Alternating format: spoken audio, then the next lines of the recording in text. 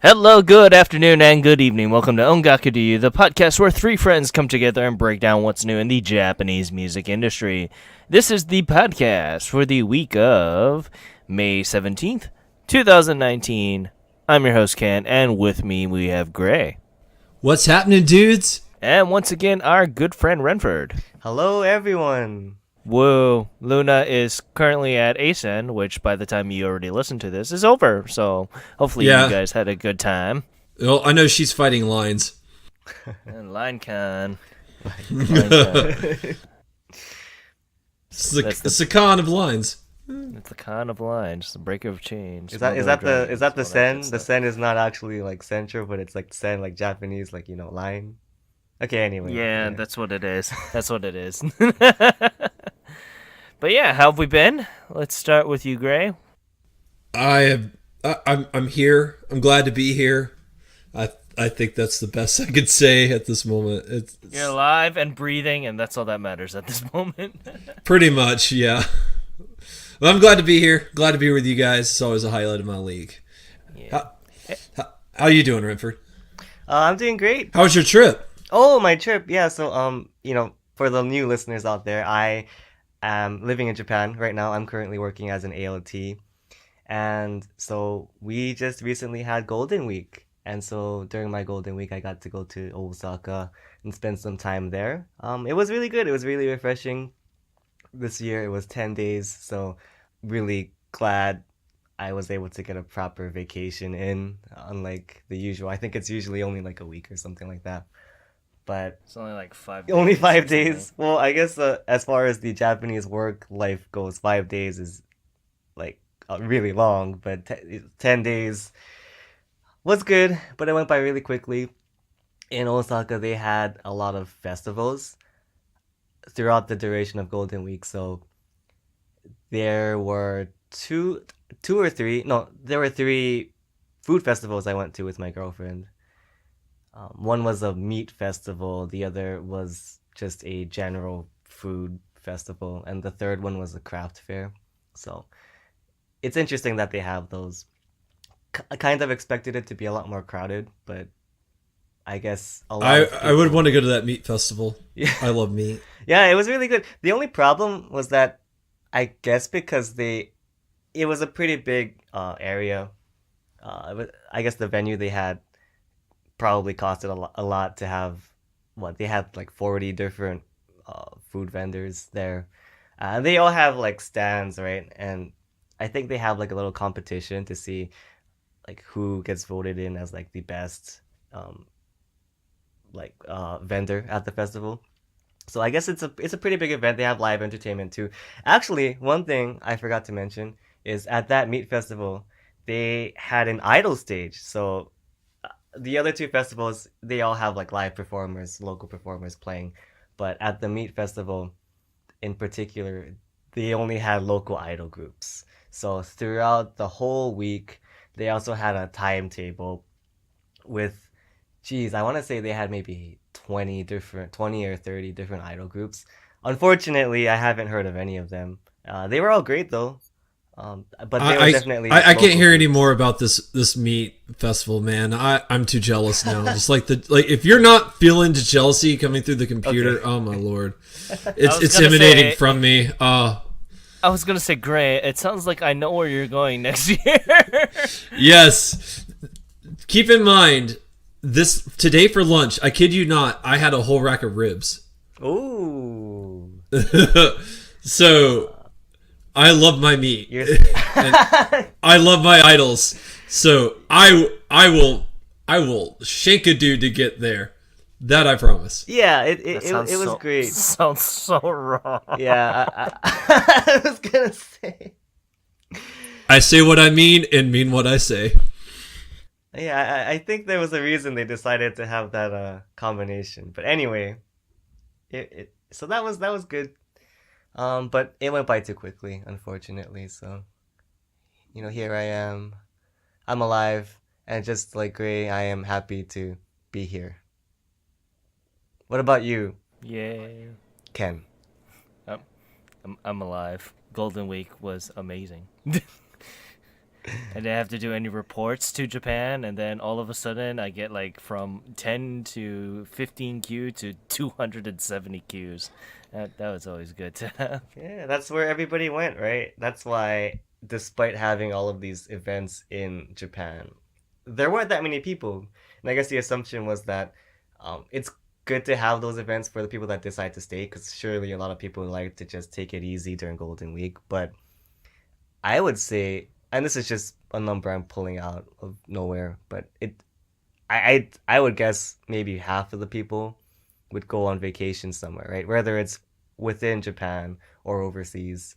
So I can assume a lot of people went to, Hawaii, right? Yeah, that they did. That they did, my friend. But yeah, with that, let's continue on to what we've been listening to. And once again, let's start with you, Gray. Well, mostly this week, I've actually been listening to a lot of Nogizaka 46. I've been going back and listening to some of their older stuff. Of course you would. I really liked Sing It Out. It was like a really, really good music video and song. And I wanted to go back and listen to Synchronicity because those two songs have like the same feel and vibe. And I mean, it's directed by the same guy, so I would assume so. Well, he's winning in my book. So I went back and I listened to that, and I listened to more Gang Parade's older stuff, which was really, really cool. I still think the last song that they released is probably my favorite that they do, but their older stuff is really good too. And other than that, I listen to LOL every week, so I won't mention I listen to LOL. Well, I mean, you like that news article I sent you the other day, right? Yes, I did. It was a great news article. Yeah, one of them was modeling, and it's interesting. You can look that for yourself on modelpress.com. You do know she's my favorite, right? No, I just kind of guessed. She's my favorite. I love Hibiki. Cool. But yeah, what about you, Rentford? What were you listening to the last couple weeks? I haven't been listening to anything new, per se, as far as Japanese releases go. I have been listening to a fair amount of Western releases. However, I always find myself coming back to this shoegaze indie band based in Tokyo. I think I mentioned them in my self-introduction the last time I was on. Luby Sparks, if any of our listeners are familiar with them. They are a great band.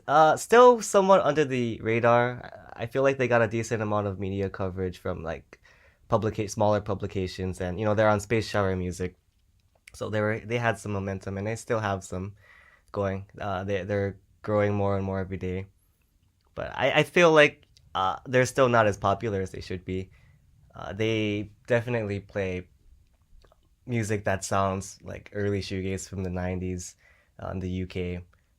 They're really good. My favorite release is their self-titled LP, Luby Sparks. It came out on January 24th, 2018, so I've been listening to that frequently since then. My favorite songs on that album are Tangerine and The Short-Lived Girl. If you're into shoegaze or dream pop or anything that's very reverby and atmospheric, you should check them out. They're really good. All their song lyrics are in English.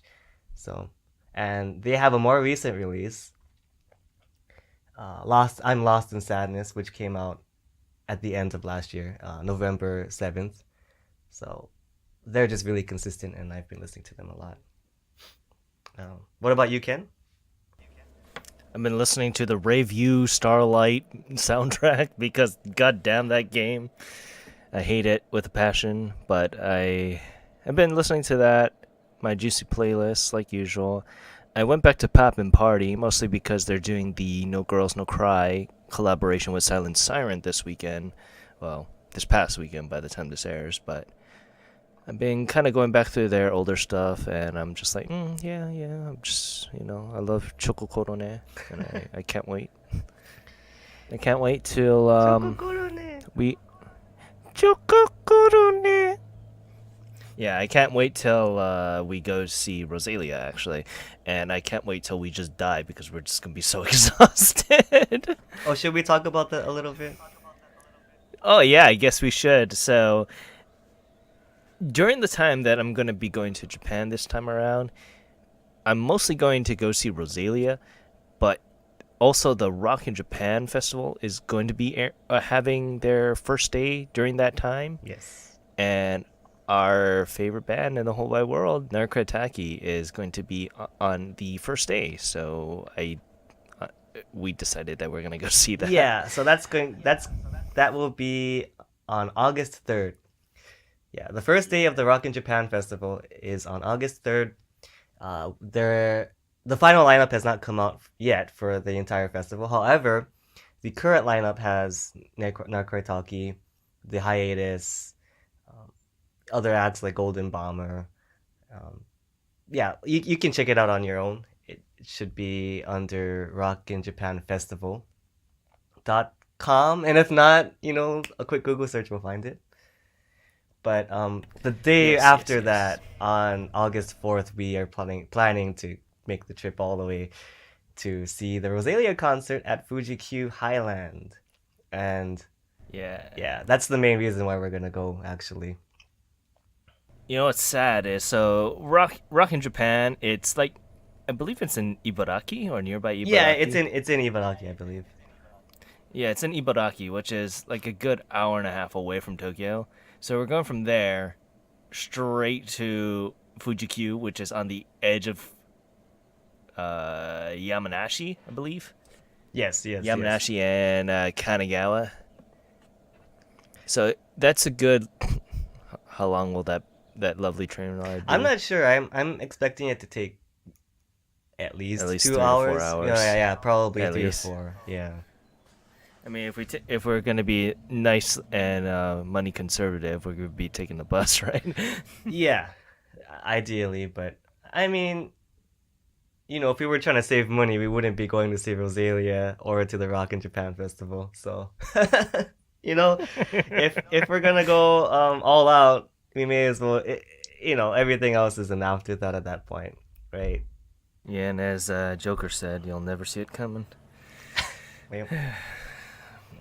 But yeah, besides that, I've been not listening to much things. Just my Juicy playlist, the Review Starlight stuff, and a couple Bang Dream stuff. But nothing much. But yeah, with that, let's continue on to the news. And for the most part, it's majority all release news, so bear with us.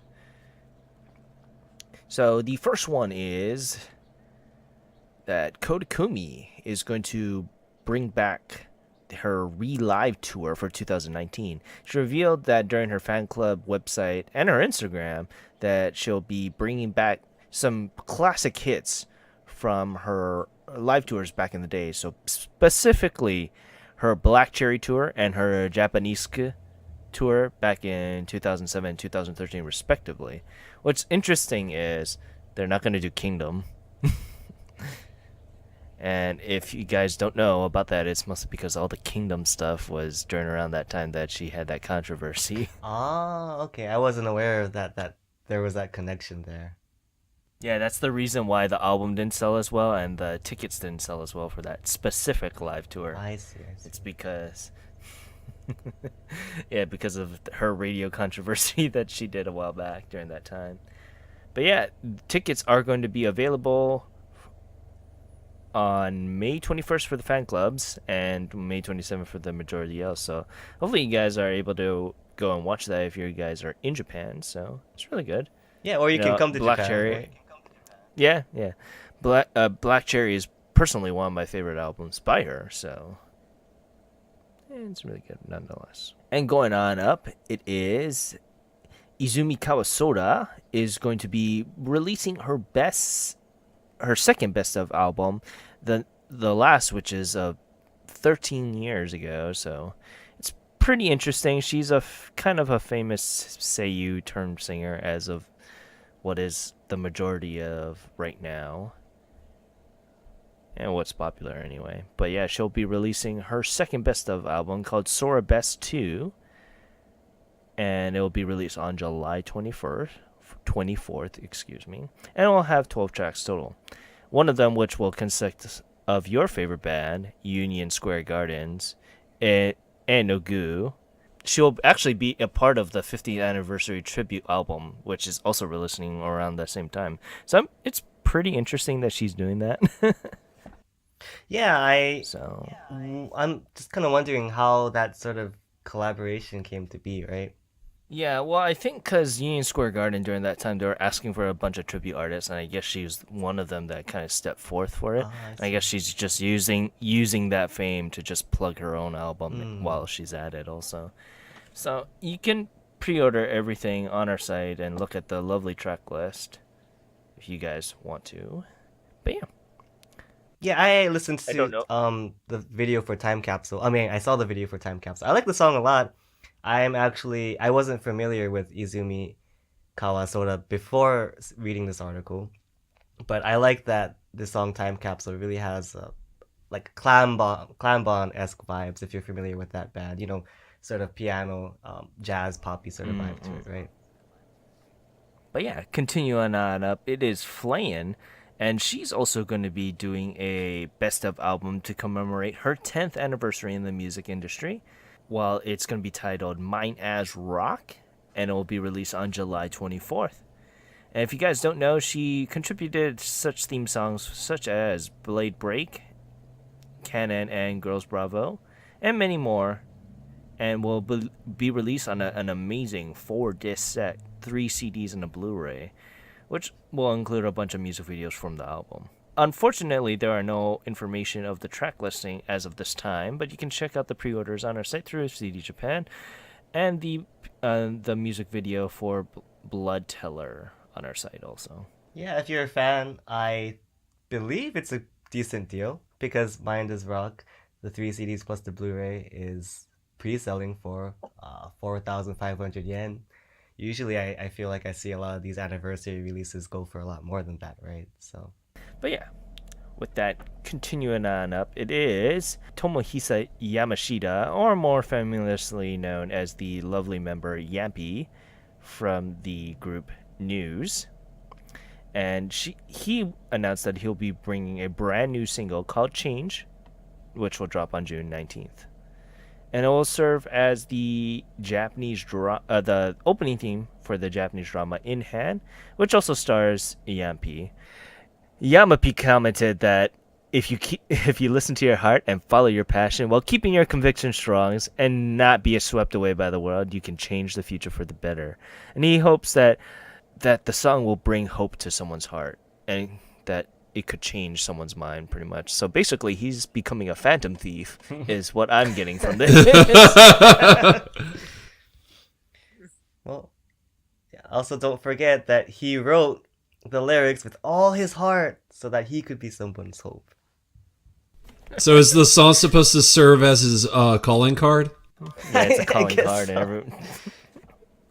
Good God. Okay, but regardless, it's coming in 4 editions, and I'll have a CD-only regular edition, and you can check out all the lovely other editions on our site, and you can also pre-order everything along with the track listing. Per the years that Johnny always has like more than like 2 or 3 of them. He has to do 4. Jesus Christ. That's how they make their money. That's how they make their money. Well, And the the next next one's one going to is- make even more money. Or at least they're trying.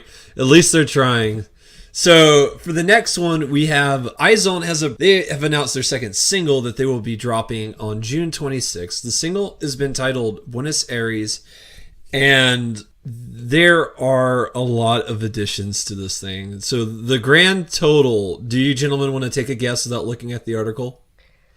For how many editions there are? Yes. Well, 9? if they're going with the Korean standard, I would assume 1 for each member, probably. And Ken is correct. There's a total of 16 Oh my god. additions. Christ. Jesus Jesus Christ! There's indeed there's the A edition, there's the B edition, there is what is called the Wise One edition. There is a bundle for the A and B edition, and then there is a Wise One edition for each member of the group, totaling a staggering 16 editions. So, if you're excited for Izone's second single, you can pre-order it on the site. And if you're not familiar with Izone, you can also check out their last single, Vilota. I don't know how to say that. Also on the site. Yeah, so I wanted to talk briefly about Izone. If people aren't familiar with this group, this is the group that was born out of the multimedia project Produce 48, right? Yes.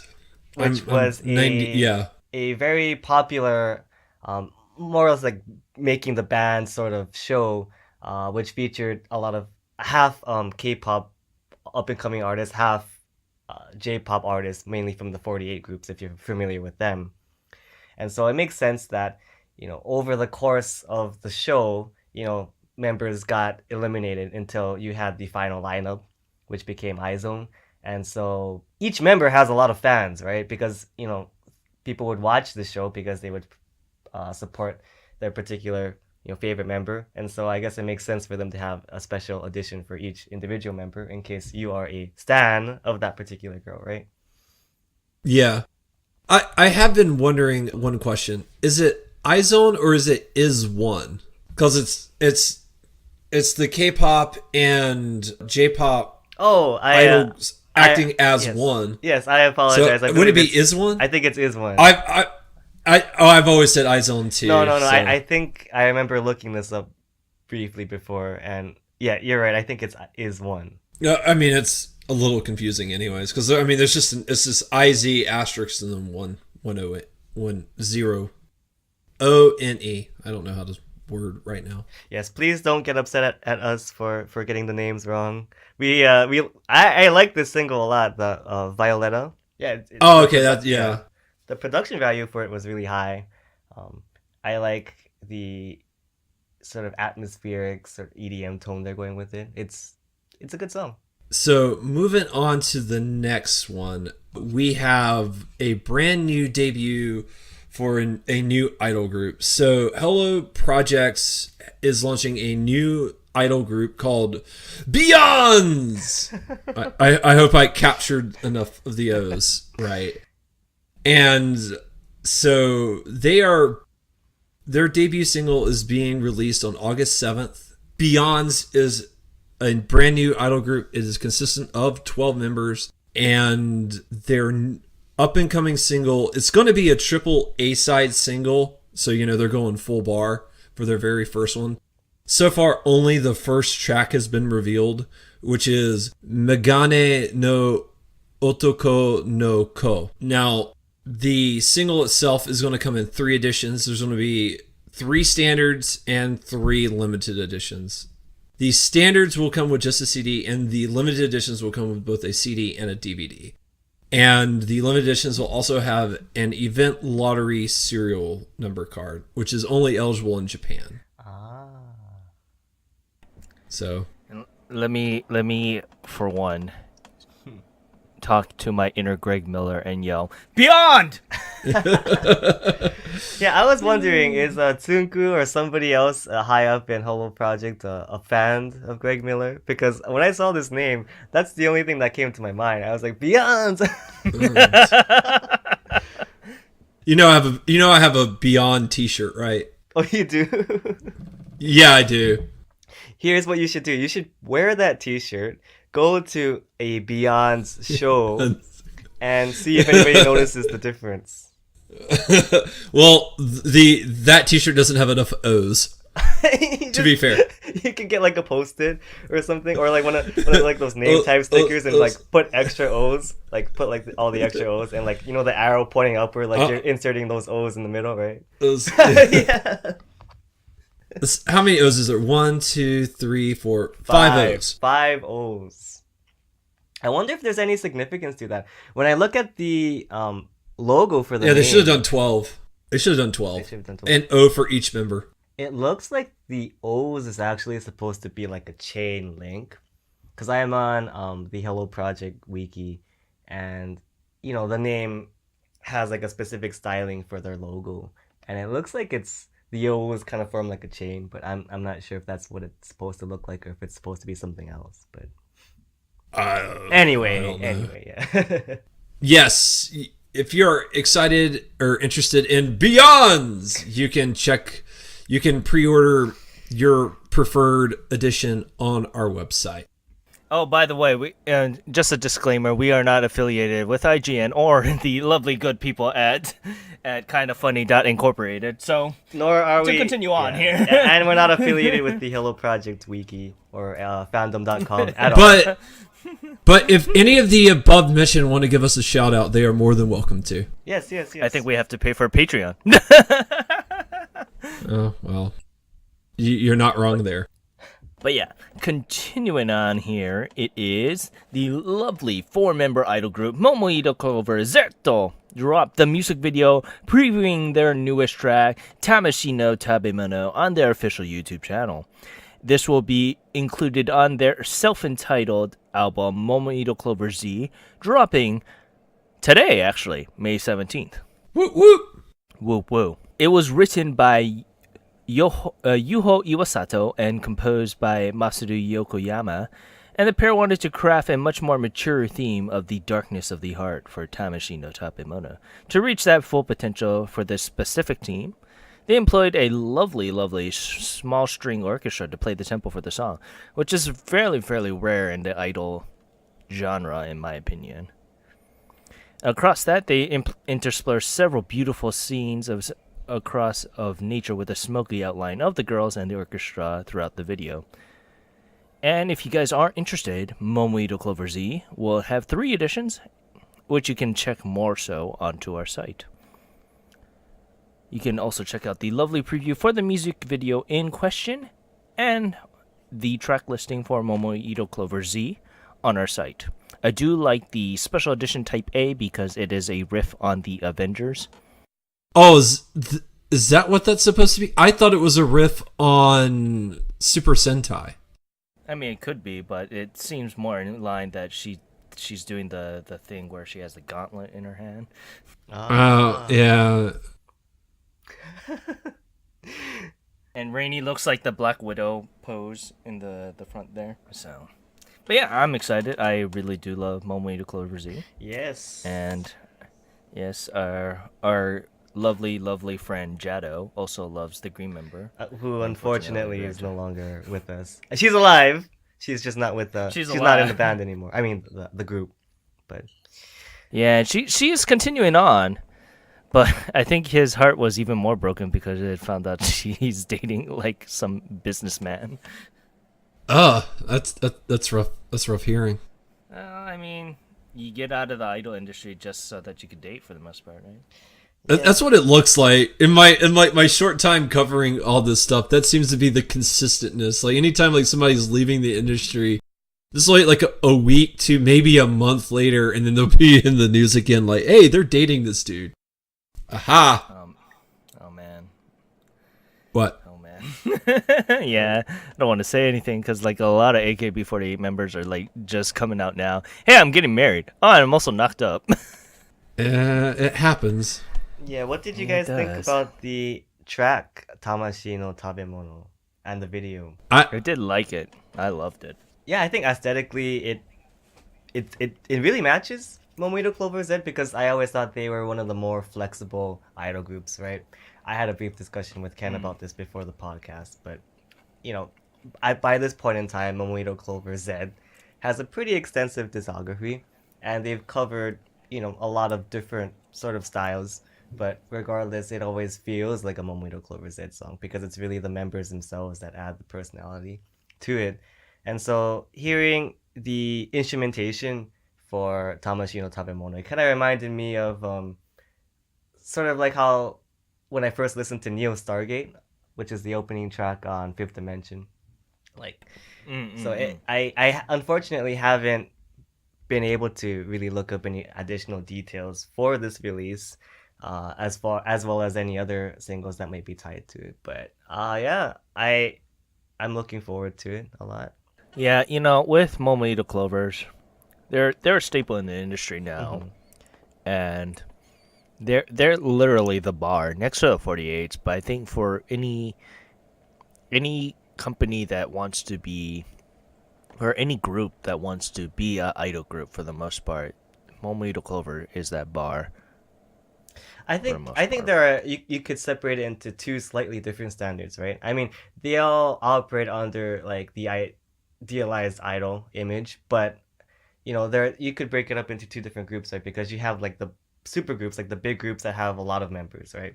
And maybe that they have their own sort of aesthetic that they want to appeal towards. But then you have a lot of these smaller like indie idol groups, right? And I think maybe Momito Clover Z would be one of the main like forerunners as like you know the leading small idol group for them to like look to as an example, right? Yeah, definitely, definitely. I mean, there are other like amazing uh smaller idol groups as well, but yeah, they're one of the best in my opinion. So Continuing on, it is Yoko Hamasaki announces that she will be returning to her solo career with two brand new albums. If you guys do not know her, she is the lead singer for the band Urban Garde, and she announced that she will be bringing a brand new album called Buying Love on July 3rd. This will be the latest release by Hamasaki since her album Blue Forest back in 2016. And she hopes that with this album, it shows the world that she had stepped up as a singer, so to speak. And, it's pretty interesting because she's teaming up with music producer Toshiki Kudomatsu, and he's been in the industry for a while, too. So mhm. it's interesting that she was able to kind of nab him, so to speak. Yeah. Bind Love will drop with 7 tracks total. Five of which is written by and composed by Hamasaki herself. And that's not all. She also announced that she will be releasing a remastered version of her debut album, Film Noir, upgrading the title to Film Noir Ultime, which will also release on July 3rd. The album will not only have the original 6 releases, but 3 new ones as well, so totaling it out as 9 tracks. And unfortunately, at the time of we're recording, there's no pre-order links, but we'll update you guys when there are. In the meantime, go check out the lovely, lovely track listing of Blind Love and Film Noir Ultime on our site, and her latest track, Angel of Suffocation, also on the site. I have a quick question. This doesn't really have much to do with the music itself, but for the video Angel Suffocation, I was wondering if either of you would know about this. Is this what it looks like when you make soap? I have I would no assume idea. so. Oh, okay. Because Be the my video, guest, you know yes. yeah, the video basically has like a bunch of different like colors, and it looks like they're adding like it's like liquid, right? So I was wondering if they're basically showing like how to make soap, but never mind. how to make Never mind. how to make design Never soap. mind. Okay. Designer soap, just for you. Okay. Yeah. It's the Angel Suffocation line, brought to you by Hamasaki. Is that how we're suffocating the angels with the soap? Yes, exactly. But yeah, All right. next is yours. Yes. So we're going to talk about news again. They're all the news as of late. Okay. Now that I've done my one. Okay. So, in all seriousness, news is coming out with a new single. It's going to be called Top Gun and Love Story. It's a double A-side single. It's going to be released on June 12th. And Top Gun is going to be used as the intro theme for Yotsuba Ginko Harashima Hiromi ga Monomosu Kono Hito ni Kakero I hope I did not butcher that too hard. The Top Gun / Love Story is being released in 2 different editions. The standard edition will be a CD only, while the limited editions will come with a DVD, but each DVD for the edition is going to be a little unique. So the DVD for the first limited edition will have a making of and a music video clip, Top Gun, while the second limited edition will have a music video clip of Love Story, and each member, you can pre-order all this on the site, and you can also check out the track listing for each individual edition on the site. All right, so the next article we're going to talk about is something I'm super excited about. I will probably pick this up. I have to wait till I get paid, so I'll probably be placing my order on Monday for this. So Little Glee Monster has announced that they are releasing a recording of one of their concerts at Nippon Budokan. I don't know why I couldn't pronounce that. Budokan. This past February 6th. The track listing for this thing just looks dope. I like, in all seriousness, like, there's just some of my absolute favorite songs on this. They have Over, Dakara Hitoli Janai, Seishun Photograph, Jupiter, just like this. Tsukida is also on this. Like, this concert just looks insane. Just looking at the track listing alone, I really, really want to pick this up. It comes in 4 editions. There's the standard edition, the limited press edition, the limited edition with DVD, and then limited edition with Blu-ray, which I'll probably get the Blu. If I get any one, it'll be the Blu-ray edition. And it just, this looks insane. Like, I really, really want this. Yeah, this is a really long set list. Do you happen to know if it was a really long concert, or is it like a condensed, I guess, set list from like multiple days?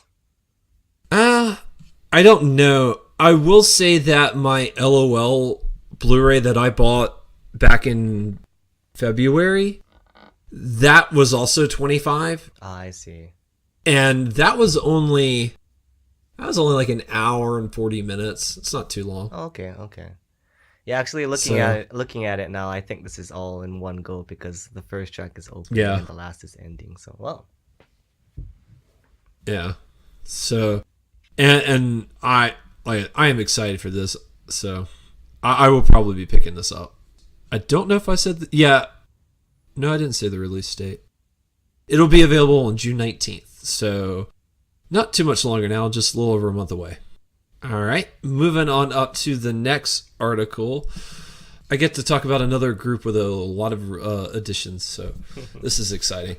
So, Niji no Conquistador has dropped 2 brand new music videos for their upcoming summer album called Ai o Kokoro ni Summer to Oshieyo.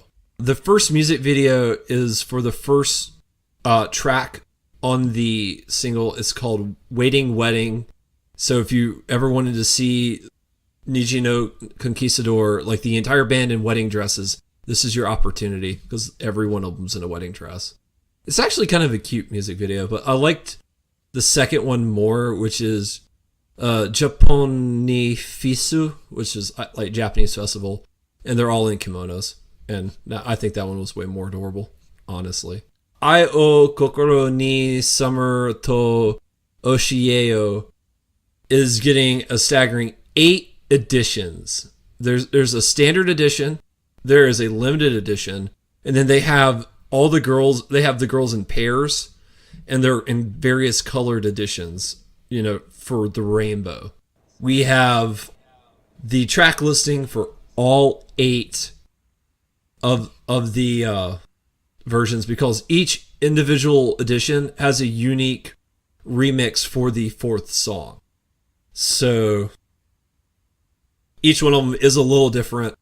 And if you have a favorite girl, you can scroll through and find the version that your favorite girl is going to be on. Now, if you're interested, you can pre-order yours. It does come out July 10th. So if that's your thing, more power to you. I actually really liked the Japanese festival one. So Yeah, I enjoyed both of them actually. Like I like how Waiting Wedding has kind of upbeat kind of punk rock instrumentation.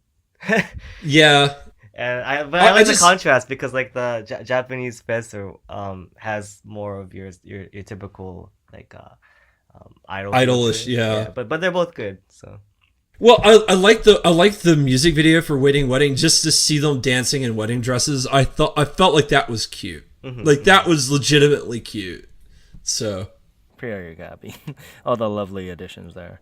But yeah, continuing on, it is Okinawan-born vocalist Naz will be making her debut with her single Juski. I believe that's how you pronounce it. I'm not entirely sure, but I believe it's Juski. And it will drop on July 24th. She originally debuted with Tomita Lab's song Ocean back in August of 2018, and Tomita was so impressed by her strong vocals, she soon signed another collaboration with them again.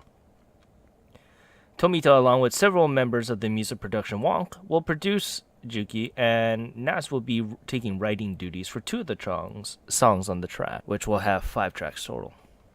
She will also be doing a cover of Nancy Sinatra's famous tracks, These Boots Are Made for Walkin', along with Naz's track Fair, which just dropped earlier this week on the Apple Music's. So if you guys are interested to hear her style, go right ahead. Fortunately, no pre-orders are available as of right now, but you can check back later and we'll make sure we'll update you guys then. In the meantime, check out the track listing and the music video for Fair on our site. It's interesting because she sings all in English. yeah, she's a really good singer. If Luna was around, I think she would have enjoyed this. Yes, I told her specifically, listen to her, because I knew she would like that. But yeah, continuing on up, it is Inoran. If you guys don't know who he is, he was more famously known as the former guitarist for the band Luna Sea. So, Visual K people unite there. But yeah, he kind of broke up into the industry as a solo act after that. But he'll be releasing a brand new album called 2019 on June 7th. And this will be his latest original album since Thank You back in 2016 and his 3rd album overall. It will have 2 editions, a CD-only standard edition and a limited edition dubbed the Perfect Box Edition. Not addiction. Excuse me there. This particular edition will include not only the album, but a DVD featuring several music videos, along with a vinyl version of the album itself, a must-grab for fans, which I'm very interested because I've been on this huge vinyl kick as of late. So, if you guys are interested, he will be also having a lovely, lovely tour called Cowboy Punish It, starting on August 21st if you guys are in the fan club, or August 25th for everyone else. You can check out the music video for I'm Here With You along with the pre-order links on our site. So I'm interested to see how this goes because I haven't heard much about him in a long, long time. Right. Were you a fan of Lunacy? Because I know, Ken, you were a fan of Visual K acts back in the day, right? Yeah, I was a fan of Visual K. However, our mutual friend Joey was more of a fan of them. Joey and the twins were more friends of Lunacy. Actually, they turned me on to Lunacy, if I remember correctly, back in the day. But it's interesting nonetheless. But yeah, continuing on up is our very famous band on our indie corner here, Not Kraitaki, announced that they will be releasing a brand new mini album titled Memories on July 24th. Dubbed the group's self-cover mini album, Memories will be the latest released by the band since one back in December of last year.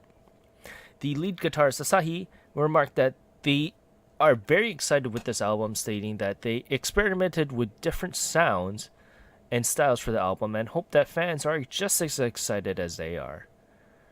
And keeping to its word, it'll encompass several different unique styles, such as a more upbeat tune for their song Japak Nada Odeyan Son Son, and a more mixture of vocalist style with their song Yurefua Jukai Girl. And will release with 8 tracks total.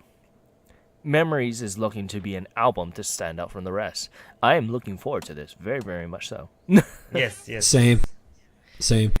But yeah, no pre-order links unfortunately are available at this time, but you can check out their song Astadate on our site, along with the track listing on our site too. So, actress and singer Mone Kamishiraishi, if you think you might be familiar with that name, she is the seiyuu who voiced the lead character in Your Name, Mitsuha Miyamizu. I don't know why I can't talk today. She has announced that she will be releasing a brand new mini album on July 10th titled I, in the lowercase. I will be released in a standard and a limited edition, and the limited edition comes with a bonus track and a DVD with a music video. You can pre-order your copy of I on our site. And it'll release on July 10th, right? Oh, did I not say that? I did say that. I'm just messing with you. Nabbit. I'm looking forward to this because I did love Your Name. Yes. So it's interesting that she will be continuing on as an artist compared to just being a seiyuu or actress herself. So I'm looking forward to it nonetheless. All right, moving on up to the next. Morning Musume has announced that they will be dropping a brand new single that is due out on July 12th. This single is titled, it's going to be a double A side, and it's titled Jinsei Blues and Seishun Night. It's going to be released in a total of 5 editions. All of the editions do come with a DVD. And if you are a Morning Musume fan, you are welcome to go ahead and pre-order your copy on the site. And we do have a comprehensive track listing for all the versions. Moving on to our last release news of the day. We have a group. I had actually never heard of these guys before, and I checked out the music video before writing the article. And I gotta say, I kind of really liked them. They are available on iTunes, so if you do want to check these guys out, you can. But 4-member male idol group Weber has announced that they're going to be releasing their first major album titled Deception, which will be released on June 26th. The new album's going to have several of their already previously released singles, like Ballin' and their most recent single, Ready. There's going to be 3 editions that it's going to be released in: a standard, a special, and a limited. And so if you're interested to try these guys out, by all means. The album covers are really cool. You can only check those out by going to the site now. So go to the site, check them out, and you can pre-order your copy on the site as well.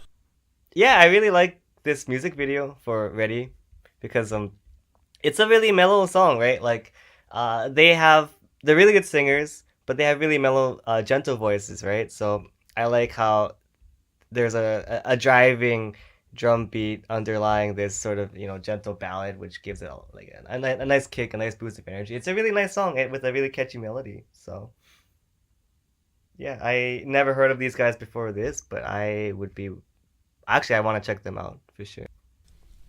All right. Now moving on to our only news that is not a new release news. And unfortunately, well, it's kind of good news, but it's kind of sad news too. So Tetsuya from Exile I guess he's had like a bum knee now for a while, because he's been living with a misplaced kneecap for 2 years. Yikes. Ooh. And he's been getting partial treatment for it, but he's like, I mean, Exile, they do a lot of crazy dancing and stuff like that, but he hasn't had it like fully put back into place. So he's going to do that now. He's going to go and get full treatment and get his kneecap back where it's supposed to be. And obviously, it's going to be a very long recovery. But Exile will be performing at LDH Perfect next year, and he is really determined to be at that performance. So we wish him the best of luck. We wish him speedy recovery. And we look forward to seeing him back on the stage. As a man that has knee surgery done to him, yeah, it freaking sucks.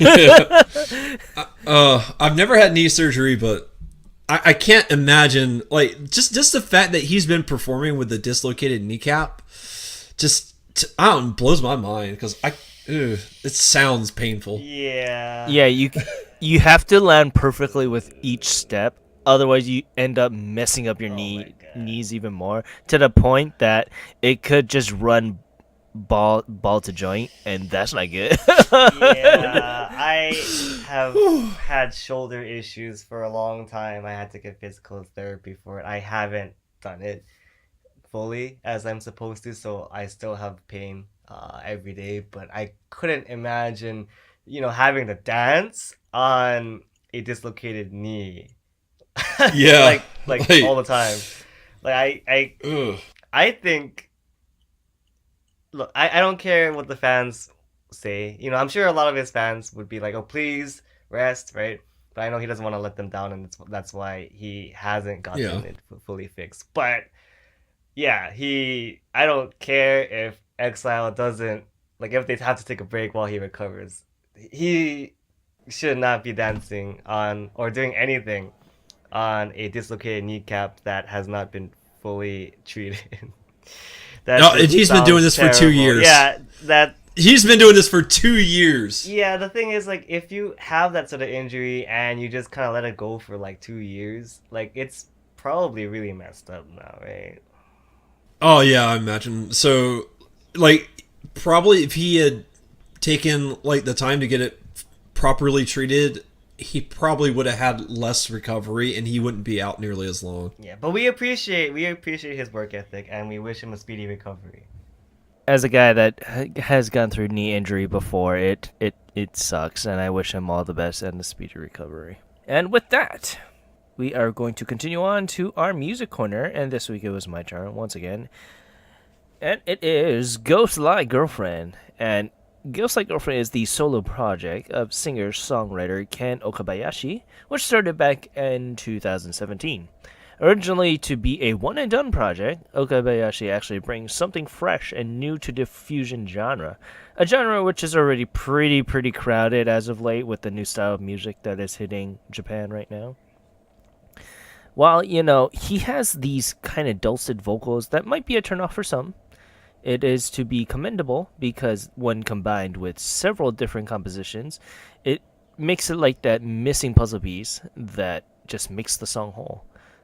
And coupled with his understanding on how and when to intersplice particular beats and melodies, a skill which not all artists with this genre particularly have a well knowledge with, it's a thing that is put perfect, so to speak. And, it's put to the forefront with his track, Shut It Up, not Shut Up, excuse me there, Shut It Up, where his vocals, albeit very jarring for first-time listeners, become something that just clicks together when the entire song composition is mixed in, which, for me, that's what I immediately thought when I first listened to the song. The intro to the song is so jarring and abrupt that I always skipped the song for the first time, and then I actually did the music corner. I actually sat down and listened to it, and I was like, oh my goodness, this is actually an amazing song. Once you get through about the halfway part of the song, it's actually amazing. And, it ends up coalescing, so to speak, as a nice track. which I just love. And he also does this on the opposite spectrum with his tracks "Want Like Lover" and "Sand," which blurs that line of what fusion is and actually takes it a step further. And it makes it into something that gels perfectly together. And it's interesting nonetheless because I only liked his song "Fallen," and I was kind of turned off originally by several of his other tracks, but it wasn't until I kind of sat down and kind of just went through his entire discography I was really turned on by him, so to speak. Currently he has 3 EPs under his Go For Like Girlfriend moniker: Weakness, Witness, and Witness, which was released in 2017, 2018, and 2019 respectively. And he also has a upcoming album called Virgin, which he signed under EMI Records, which will drop on June 19th. You can pre-order it on the site if you guys are interested. You can also check out his website, which is interestingly designed. I'm actually so amazed by his web design team for that. And you can also check out the song "Want Like Lover" on our site below. So, I want to hear your thoughts on this Gray first. Well, I will say this. I find it really hard to believe that there would be a human being on the face of this planet that wouldn't like this man's vocals. I mean, it could be strange because it's so soft spoken. That's why, yeah. Yeah, but it's just I guess maybe it's just has the way it blends with like the song composition or something like that. But I mean, to me, I love his vocals. Like they're amazing to me. I really liked Ghost Like Girlfriend. I wasn't certain what to expect, especially with the name Ghost Like Girlfriend, but it was really interesting and really different. I think my favorite song, I really liked Sands, but I think my favorite song was Before the Sunny Morning. That's before Sunny Morning. Sorry, I don't know what took so long. Yeah, that was my favorite. I just really liked that song. I felt like that was a song that really felt like it opened up like a world to me, and I just wanted to spend like 3 minutes in that world, and I would want to go back. And I know that's a weird way to talk about a song, but that's how I felt listening to it. It's just like this, like when you watch like the music video and like you pair it with the music, it just felt really nice at home. And I that to me was just like really cool. And this was really good. That was a really good pick. What's very interesting that I've noticed when I was covering his songs is he's never featured in any of the music videos. Yeah, I was curious if he ever shows up in any of his own music videos, but I guess not. And Rentford, I turned him on to you when you were living here in Hawaii, mostly because I mostly just shoved it down your throat at that time. Yeah. Listen to this. I like Ghost Like Girlfriend a lot. It's interesting to know, I guess, the difference in the styles that he tries to pursue, right? Like I know in the article you referred to his genre more or less as being a fusion genre, and yeah, to me, he's really reminiscent of the sort of musician, an artist that was prevalent back during the early city pop days in the 90s, right? Because like you had a lot of elements that maybe sounded more like like dream pop, indie rock, ambient sort of music, but you also incorporate electronic elements, and he has like interesting, more experimental songs, like you mentioned with "Shut It Up," right? For "Shut It Up," the initial first half of the song, yeah, he kind of loops his well, he doesn't loop his vocals, but he just kind of experiments with not just doing straight pop, right? So yeah. It's interesting to see him as sort of like one of the forerunners for the current era of city pop, right? Because there's that sort of city pop revival that's going on right now, right? With like Ghost Like Girlfriend. You could group a lot of other artists in there too, like Tender, the Awesome City Club, just to name a few off the top of my head. And yeah, so I really like his EP Witness. I've probably listened to that one the most. My girlfriend also likes it a lot. And on that EP, I like Room.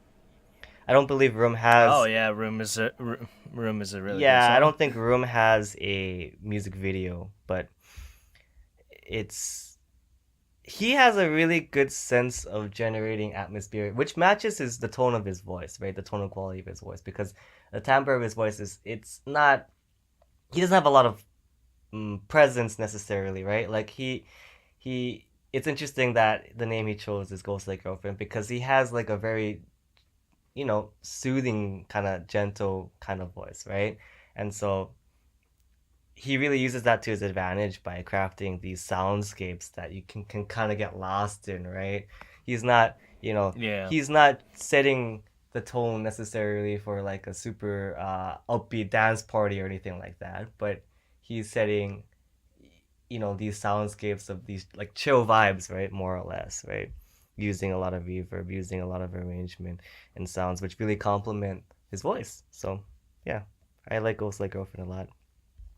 I think probably for newer listeners, Fallen would be like one of the, I guess, more accessible songs. I think all of his songs are very accessible, but Fallen is more of a straightforward sort of dream pop song. So, Yeah, it's for newer listeners. I would recommend either Fall In or Before the Sunny Morning, actually, yeah. because it seems like a song that the style you can hear in America, actually, Right, right, right. where it's kind of soft, mellow, or soft, not overly overbearing, and kind of has just an interesting composition that kind of just blends well to the Western audience, I believe. Right. But it's interesting enough because I've liked this project of Okabayashi's for a long time now, since I want to say a year and a half ago, since actually when we started doing the podcast, I kind of found out about him, and I'm actually pretty excited that we got to finally talk about him, like I did with the other music corner people with like Syrup and She Is Summer also, because he's kind of in that gray area where we don't know what kind of things he's Right. in. I mean, he just signed with Emmy Records, but I remember when you first found out about him, you wanted to write an indie corner on him, but you found out that he wasn't, so you were like, if only we could have a category for artists that aren't indie. And well, Music Corner was born, right? Yep. yeah, for the most part. But yeah, with that, I want to thank you guys for listening to that. And continuing on to now the Orcon, which was also just as pathetic as last week. Hey now, hey It's a now, little better. hey now. People support those artists that are on there, okay? But yeah, first off is going to be I'm losing my thought here. It is Hakujitsu by King New. Same as last week.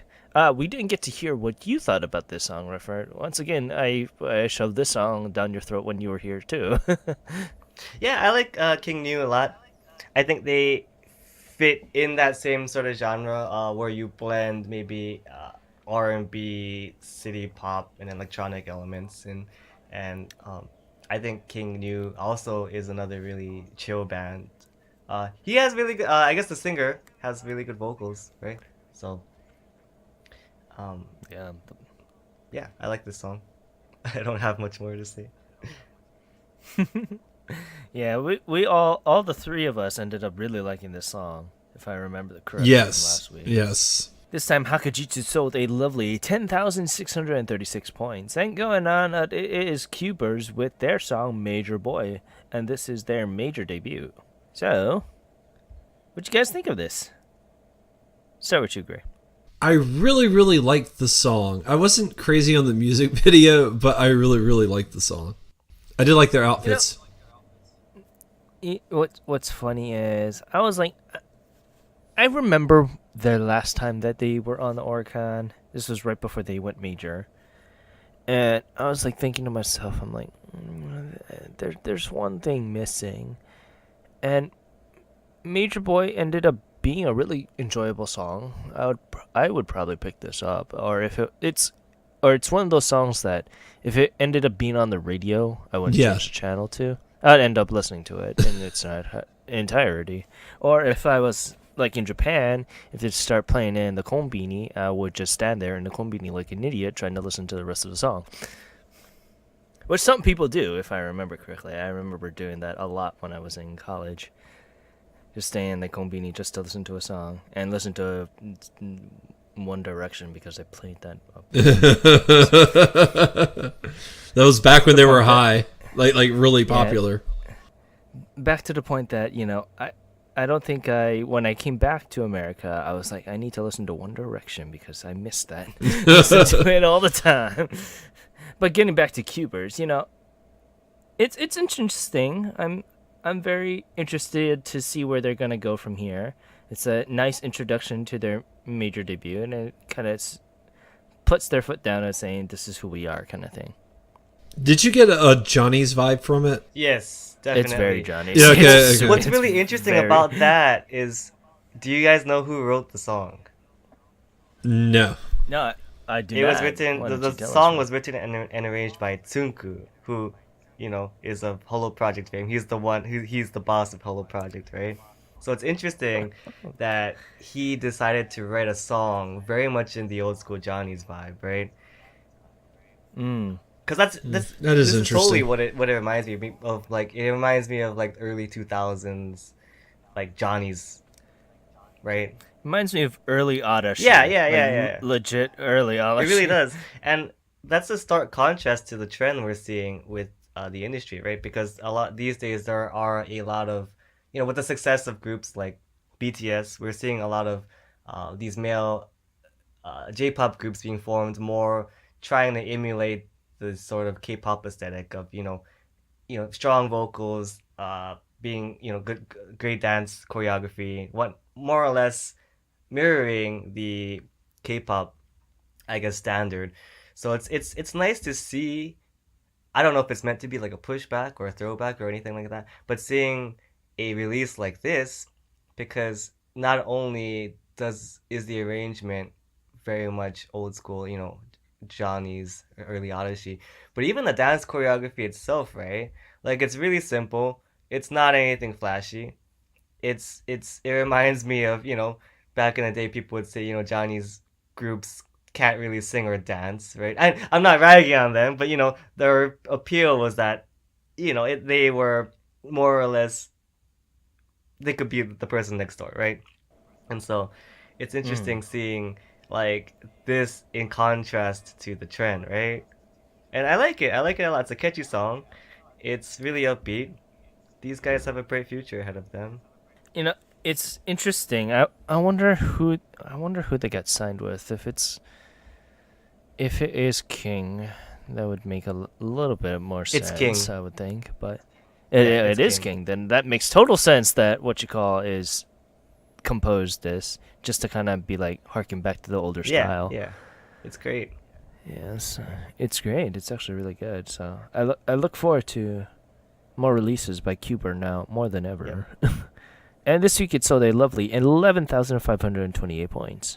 And going on up, it is Haru no Hi by Aimyon. Not much we can say there. Still losing my bet. Yeah. Guess what? Marigold beat Haru no Hi this week. I have a... We can't... So these were both in the charts last week, right? Yes. So yeah, they've been for a while now, right? Yes, yeah. So I have a student in one of my classes, right? So just to recap again, I am in AOT working in Japan right now. I have a student in one of my junior high school classes who the other day I guess I had to ask them to do like a sort of self-introduction, and they're supposed to say, my name is, I like something something, right? And then one of the students, he's this really shy kid, he said, I like Aimyon. So I was like, oh, hey, me too. So, I guess Aimyon has been on the charts for a while for a reason, These songs are very good. She's a very good singer-songwriter. Good vocals.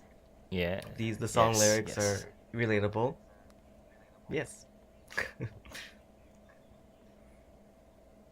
Yes. But yeah, I'm I'm interested. Do you hear this song in Marigold a lot in the konbinis? I Or actually just all do around? not hear much Aimyon out and about.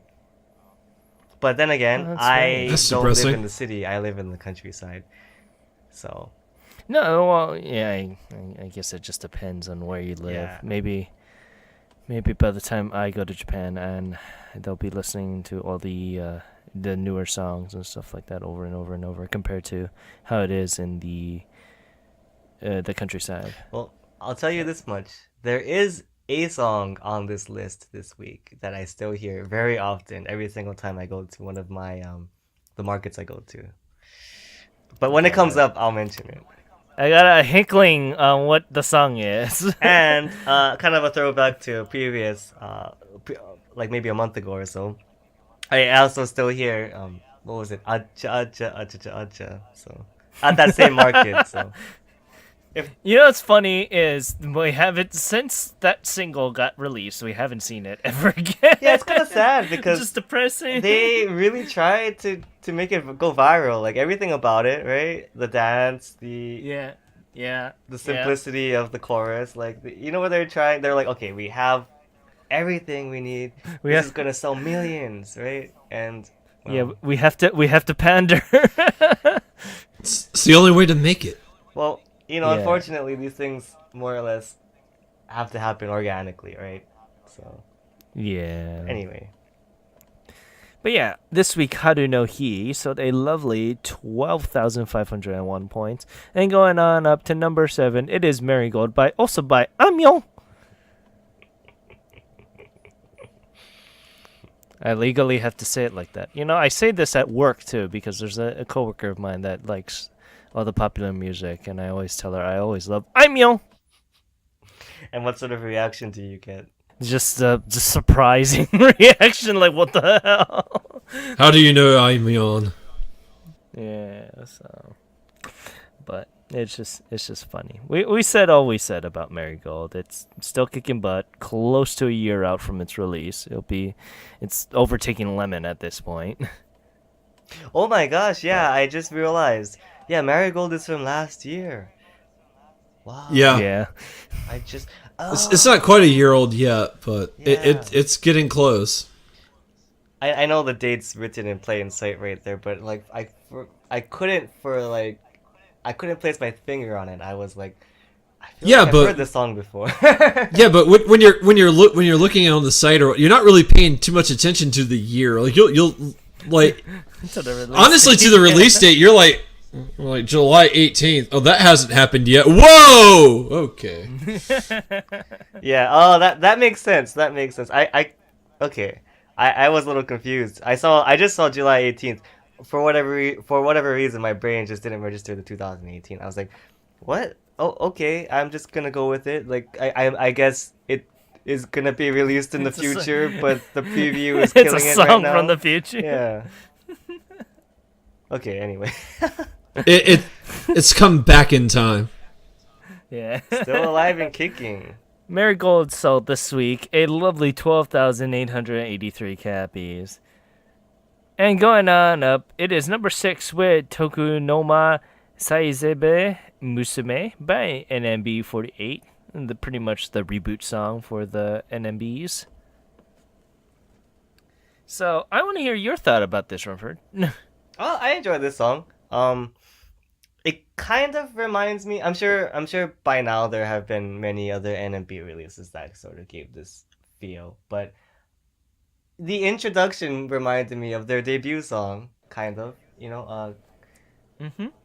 What Yes, Kurogane yes. no Shoujo or something like that. Sorry, I don't remember the name of it. Yeah, no, it's like Destructive Black Horse Girl or something. Oh, like it was Kurogami Shoujo. There we go. Yeah. Yeah. But it is supposed to be a tease because it's passing the bar, so to speak, as a handle for the next generation, because this is supposed to be the next chapter, because this song is the latest release after the Future graduated. Right. Yeah, big shoes to fill. So So yeah. The Future, if you guys don't know, because that's a term that me and Rentford only use is it's Yamamoto Sayaka. Your new favorite crush, Gray. I like her. She's got good vocals. Yeah, she's actually a really good singer. Yeah. Yeah, she's really good. I liked her solo work that came out a few weeks ago. Just a fun fact. So she was in a band, actually, if people aren't familiar, called Mad Cats with a Z. It's spelled exactly the same way as the fighting game Peripheral Company. And yeah, she was in that R.I.P. before joining NMB48. So she was the lead guitar player in that band. And Which understands a lot now from my point of view. yeah, so yeah, when she did that, you can actually find their releases online, and I'm sure, I don't know if they're in circulation because I believe they were just sold. I believe those were through an indie label, but I don't know if you can still get physical copies of them. But I believe you can listen to them somewhere on the internet, preferably legally. Yeah, we're not gonna say anything else about Yeah. that, but yeah, Mad Cats. Now I need to mod my fight stick. You're reminding me that I have to do that. But yeah, this time it's so they lovely 13,472 cappies, and going on up, it is "Remember Me" from Man with a Mission. That's very acute timing there on your part, Gray. Unintentional. I didn't realize that the digital release would be last Wednesday. I do what I can. That's pretty funny though. So, why don't we talk about "Remember Me" here? Yeah. Let's start with you, Gray. I will say I was really looking forward to it. Now having heard it, I'm kind of okay on it. I'm not crazy about it, but it's a solid song. It's got a good. It's a slower song, and it's got it does have a good melody. It has a really good guitar rip. But all in all, I don't think this is one of their stronger performances. And I mean, if you're a big fan of Man with a Mission, I think you'll appreciate it. But for me personally, it's not some of their other stuff. It's like Winding Road's a really good slow song. I felt like that was a pretty good. Take Me Under was another really good, powerful slow song. This isn't quite up to that. It's just kind of in the middle, so to speak. You know, this song is a much better song than "Left Alive," in my personal opinion, because that song was not good in my. And that's fair too. I wasn't a huge fan of that song either. So. What about you, Renfro? How'd you think about the song? I had difficulties listening to the song, but from what I remember, it was a good song. And see, I would imagine because you're in Japan, you would have a much easier time listening to this song, seeing as how Sony makes it almost impossible to find their stuff outside of Japan. But inside Japan, you would think it'd be like super easy. Yeah, I think maybe that has to do with the fact that I have a Spotify account I think it's still tied to the US, so maybe that's why. Oh. Yeah, maybe that's why. And also, this song was only released digitally and through streaming, so there was no other way to get it. And we kind of went over hell and high water just to kind of find the song. Yes. Yes. So it's interesting nonetheless, though. But, this time it sold a lovely 14,402 points here. And going on up to number 4, it is freaking Kyun Kyun Kyun no Dashite by I just fall in love with you. Okay, sorry. Yeah. Now keep going. I love this song. Okay, that's awkward. Okay, well, yeah. So this is the song that I hear like every day when I go to the market. I can see why. It's just catchy enough.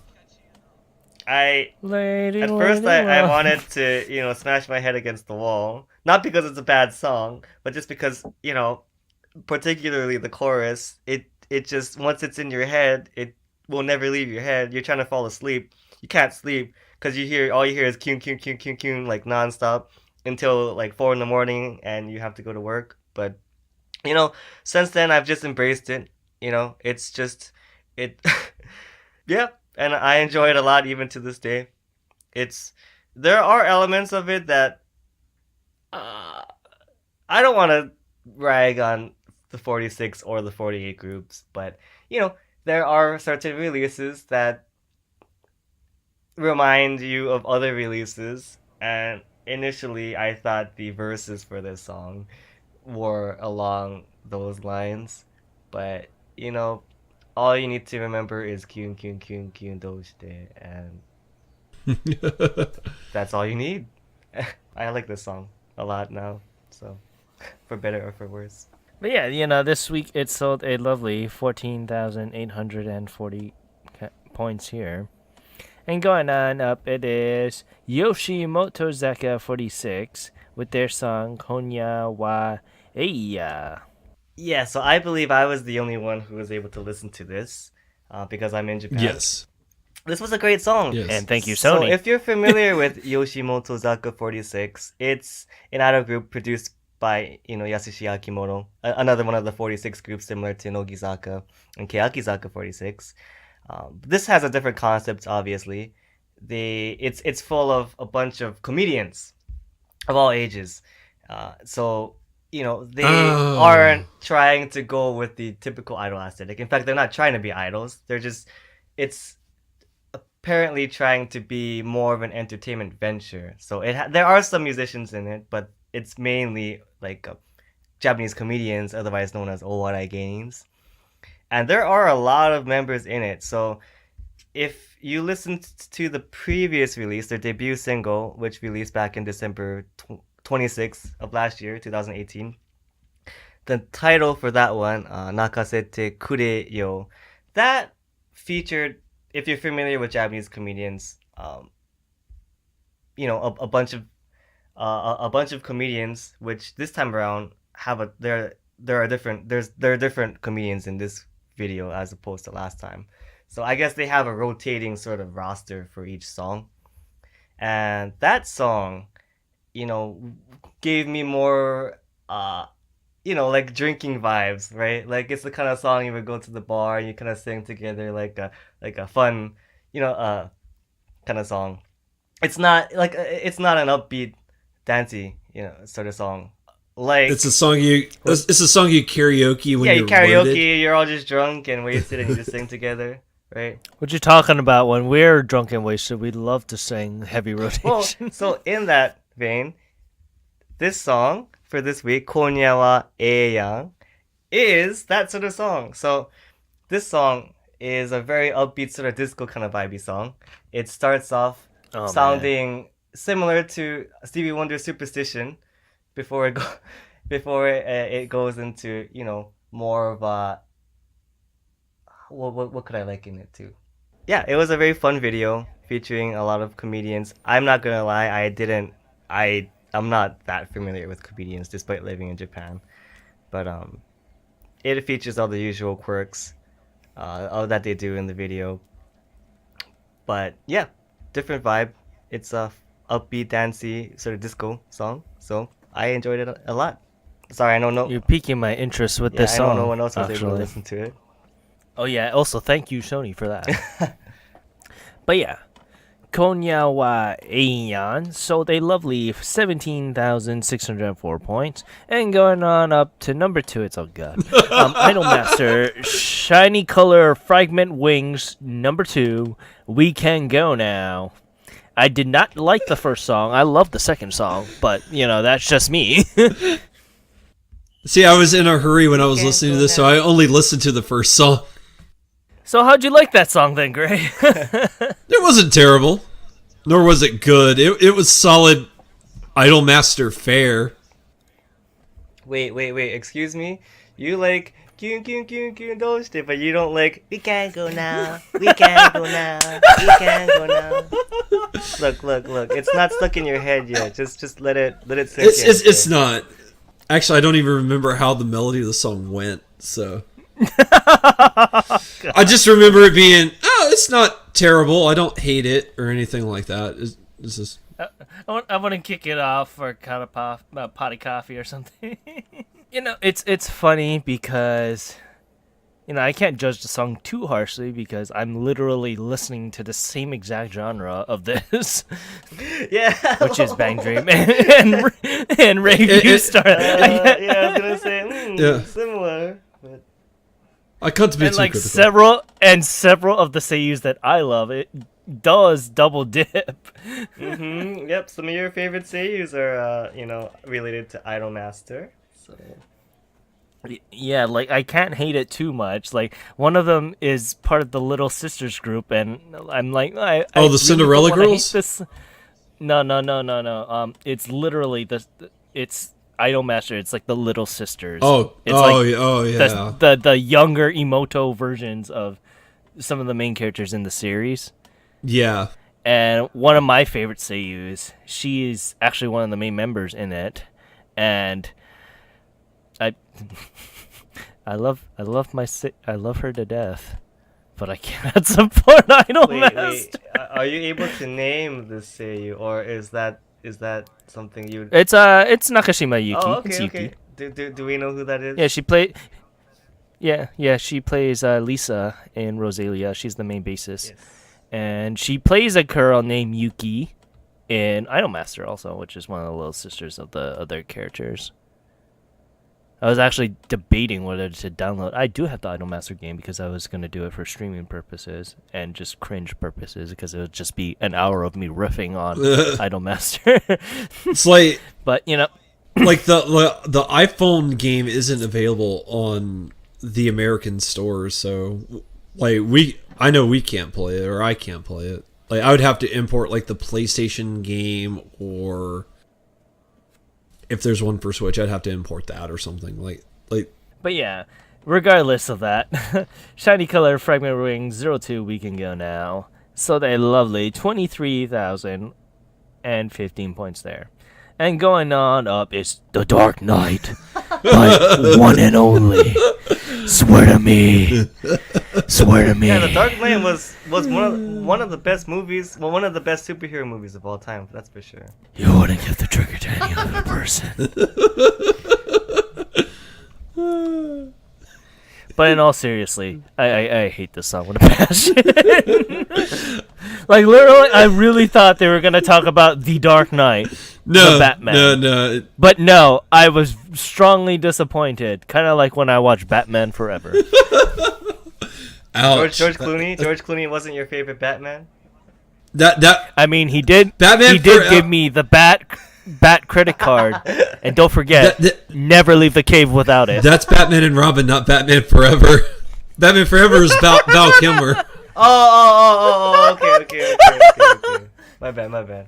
Yeah, but yeah, going back to the other Dark Knight here. I love this song. Oh god,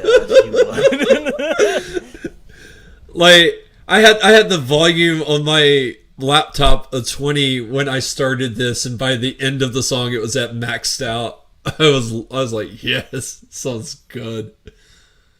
So good. I liked it a lot. I think it's a fun song. It's very, very Korean influence. Yeah. I'm not going to deny that. Like it's very like from the top to the bottom is very, very much a Korean influence song, but the rap is very solid, and the vocal work in the song I really enjoyed, and I like the dance choreography in the music video. So like it was like the trifecta for me. I really, really like this song. Well, I mean, we talked about a similar artist in Music Corner, Mad Kid, right? Yeah. They do have a similar. They're kind of similar. They're in the same vein. Similar. Yeah, same sort of K-pop influence, boy band. Yeah, So on one end we have Ken, who absolutely hates this song. On the other end, we have Gray, who absolutely loves this song. Which side do I take? I swear to God. I don't want to hate this song, but I don't want to love. I don't want to love this song either. So, let me just say this. Regardless if I like it or not, I think it is in my head right now, and so, I. That's all I have to say about that.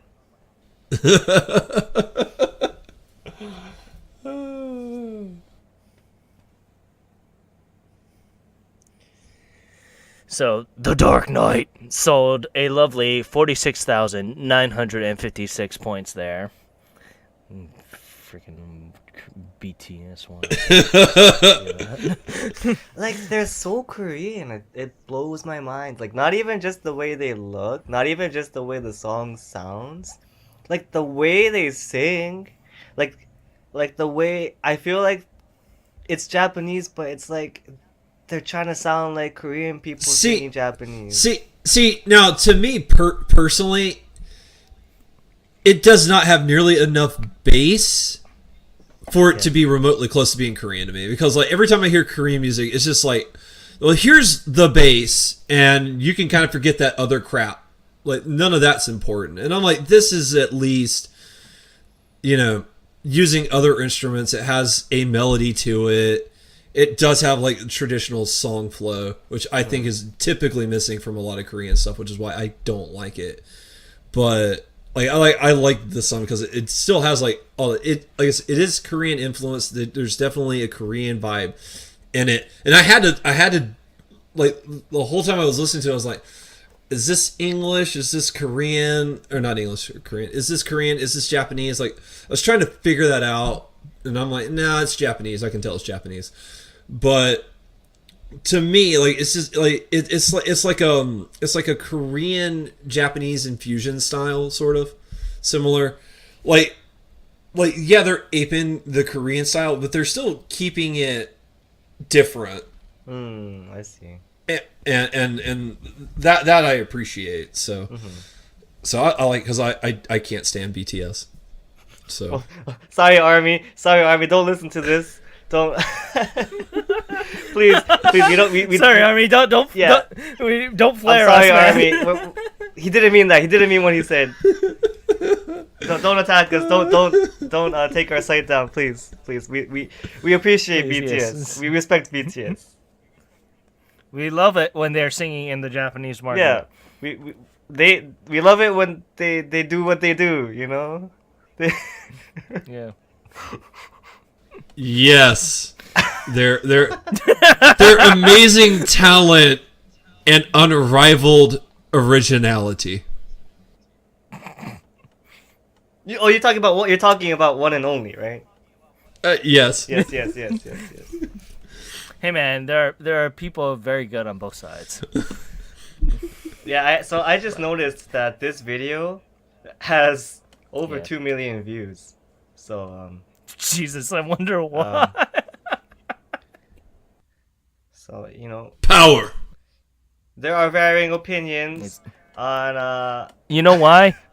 Because people are stupid enough to look up The Dark Knight and instantly found that song instead. Because they're like, yeah, like kids, right? Because when did The Dark Knight came out in 2008, 7, 8? oh god, it's 8. I want to say 8. 2008.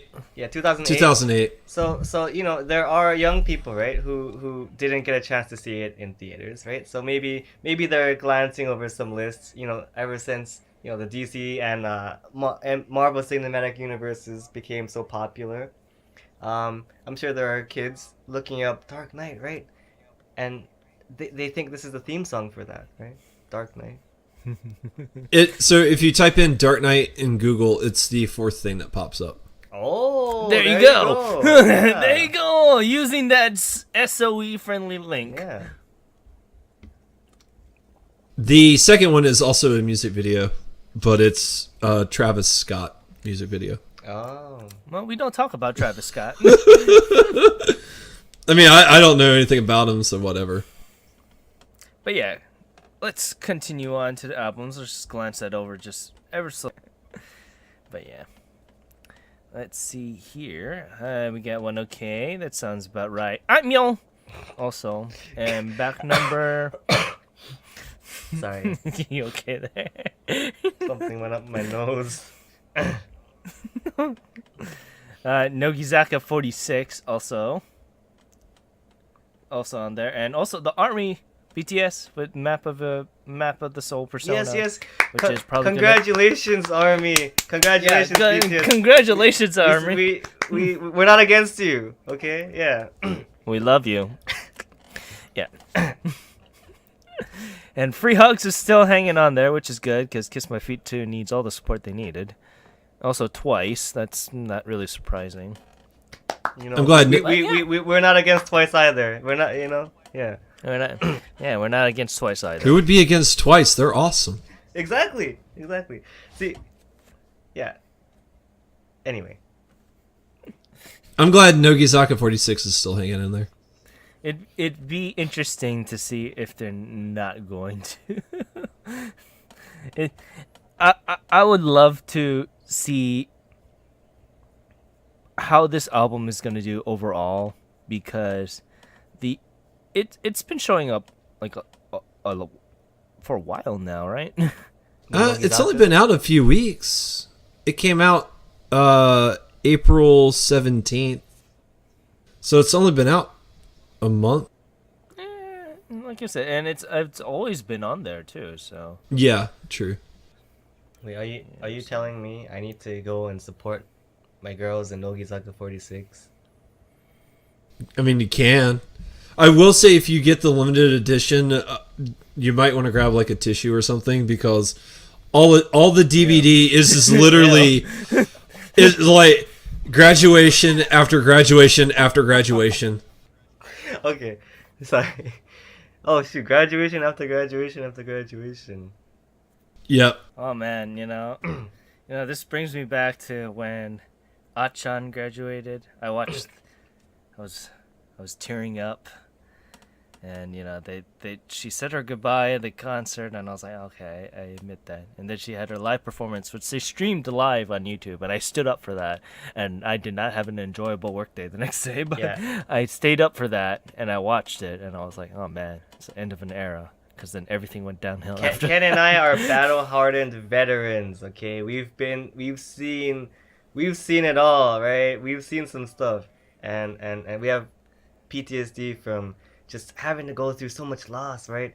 We were big fans of AKB48, and we lost everybody. They're all gone now. We lost They're all gone. everybody. Well, almost all of them. Well, basically all of them. They're all gone. They're in a better place now, right? So we just have to getting knocked up. You don't see it, but right now I'm doing the TT pose because of that freaking twist. Just like TT just like TT Yeah. Just like that. Don't you wanna be my baby? No, I don't. I can't sing. I can't sing worth a flip. But that never stops me. Rentford, I'd like to thank you for coming on again. Oh no, thank you for having me again. And I would very much be looking forward to participating in future podcasts as well. Yes. You're literally our fourth chair at this point. I think once you pass your fourth episode, you'll be our ongoing guest because you will have passed Kyo by then. Yeah, Kyo's only done 3. Oh, okay. Yes. Well, I guess I'm looking forward to tying that record at the very least. Yeah, pretty soon. But yeah, I want to thank you for coming on, and but yeah, I'm looking forward to that, and hopefully we have a better week on the Oricon than this week, because I do not want to listen to The Dark Knight ever again. Well, I look forward to its wonderful return. I'm looking forward for more. Yeah, I'm looking more forward to that than anything else. Well, now you know that's a dark day. I God damn it. but yeah, you can find us on Twitter and Instagram at ongakudu. You can find the site at ongakudu.com. You can find us on YouTube at ongakudu, or YouTube/ongakudu. You can find us on the Facebooks on facebook.com/group/ongakudu. And you can find me on Twitter at OTYKin1. Where can we find you, Rentford? You can find me on Twitter at Rentford D. So that's RENTFORDD. And where can we find you, Gray? You can find me at OngakuGray on Twitter.com. Cool beans. And I want to thank you guys for joining me on this episode of Ongaku to You. It's always fun. Always fun. But yeah. You guys take care and have a wonderful rest of your day. Aloha. See you. And see you next week.